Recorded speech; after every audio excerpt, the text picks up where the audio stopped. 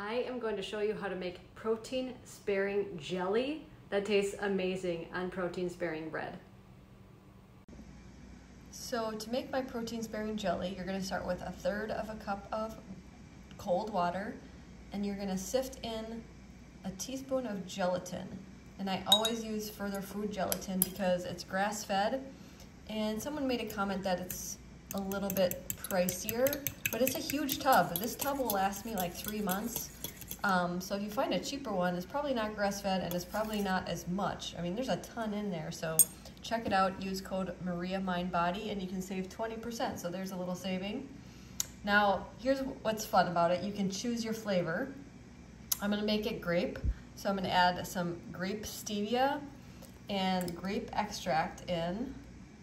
So if you wanna do like raspberry, you could do raspberry extract and raspberry stevia, or orange, whatever. I'm gonna add a few drops of monk fruit to this. And I'm gonna add some salt, red mineral salt. You want a little bit of salt. And I'm also gonna add in some citric acid. Now, citric acid is gonna give it like a nice little sour flavor. That's what most, jams, jellies have, a little bit of tartness from the actual fruit.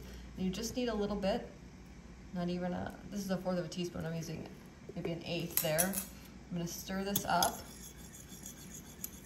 And then I'm going to heat it until it's just coming to a boil. And I'll catch you right back. So before you heat it, you can taste it and see if it's, sweet to your liking.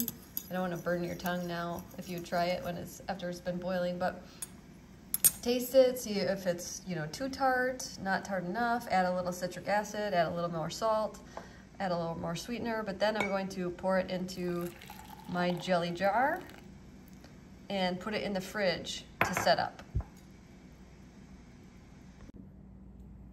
So the jelly has chilled and formed, and if it gets too thick, what you can do is heat it up and just add more water to it and then let it chill again.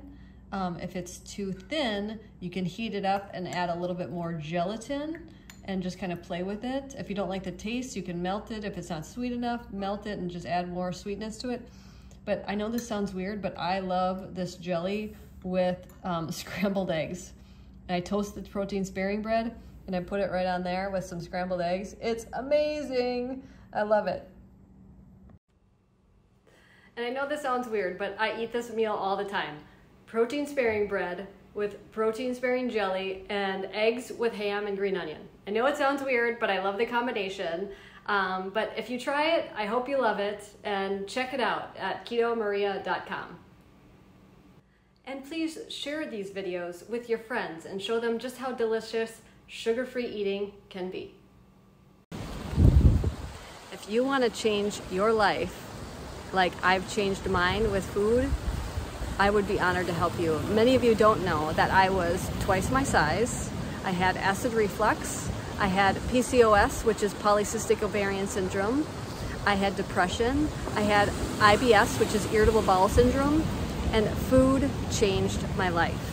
And not only did that happen, I get to eat good food, right? Good food. So if you want to eat good food, I have perfected meal plans made by me and personal help with supplements or modifications if you have Hashimoto's, if you have Graves', if you have IBS, if you have PCOS, contact me. I would be honored to help you.